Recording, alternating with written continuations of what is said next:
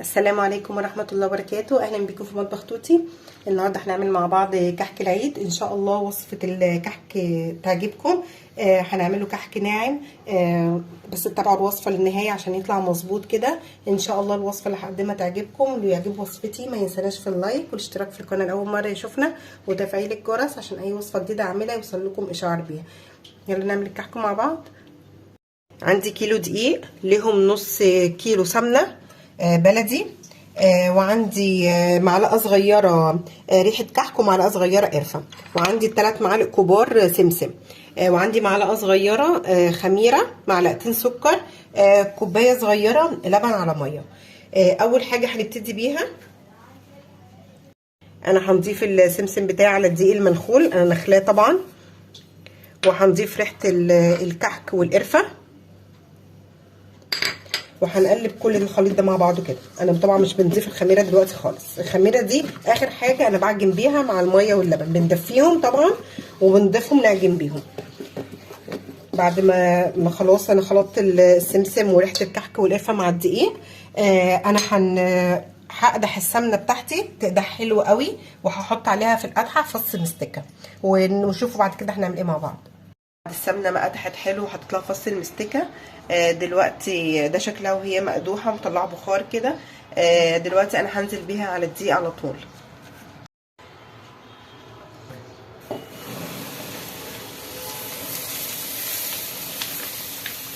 هقلبها باي بقى معلقه تكون معدن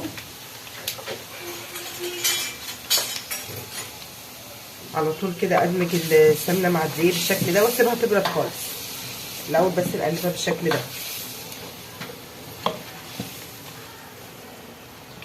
ونسيبها تبرد تبقى دافيه ونبدا نعجن. انا سبت السمنه والدقيق يبردوا معايا، انا هبدا ابس العجينه بالسمنه بالدقيق بالشكل ده كده علشان الدقيق يشرب كل السمنه اللي موجوده، واشتغل فيها وهي دافيه علشان تبقى سهله معايا في التشكيل. في بوله واسعه هنحط معلقه الخميره بتاعتي ومعلقتين السكر، هنضيف عليهم كوبايه الميه دافيه على اللبن، ممكن نص الكوبايه، ونعجن بباقي الكوبايه. هنقلب كده الخميره بتاعتي، لازم طبعا الميه على اللبن يكونوا دافيين علشان الخميره تبقى مظبوطه معايا. هقلبها بقى حلو وابدا اعجن بيها واكمل العجين بباقي الكوبايه اللي معايا. يعني هي كيلو دي ياخد كوبايه لبن على ميه دافيين. هنحط بقى اللبن اللي عليه الخميره بالشكل ده كده ونعجن، وباقي الكوبايه طبعا.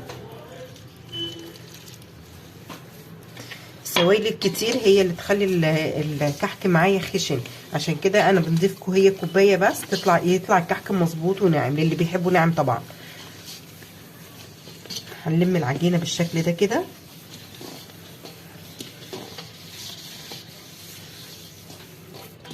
لحد ما تتلم معايا كلها، ما يبقاش فيه كلها اتعجنت بكوبايه اللبن.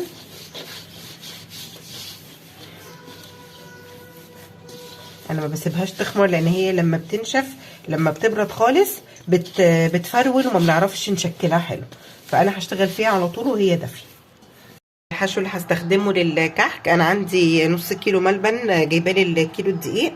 انا ضايفه عليه معلقه سمسم كبيره، ونص معلقه قرفه، ونص معلقه ريحه كحك، وطبعا خلطان كلهم بالملبن بتاعي، ودهنت ايدي سمنه بسيط خالص وبدات اكور، ده بيسهل لي خالص وانا بشتغل في الكحك. وعندي وعين جمل. طبعا اللي يحب يستخدم مكسرات او ملبن بس طبعا دي حسب حريه كل واحد.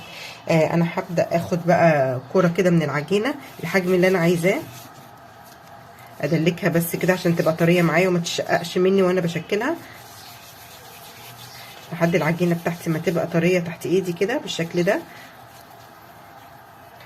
اكورها كده واجي من النص كده اعمل حفره صغنونه، واجيب قطعه ملبن احطها بالشكل ده كده وعين الجمل واقفلها حلو كده، واخلي القفله معايا من تحت. هقلبها كده تبقى من تحت وابدا انقش الكحكايه. طبعا اللي يحب يشتغل بالبصامه كل واحد حسب ما هو متعود. هعمل بقى المقدار اللي عندي كله وارجع اوريه لكم. انا بعد ما شكلت كل الكحك سويته على درجه حراره متوسطه، وسويته كله، ودي الصواني اللي طلعت معايا. وطبعا في صواني تانية، الكيلو عمل كميه حلوه. يا رب تكون وصفه الكحك اللي انا عملتها تكون عجبتكم، وبألف هنا.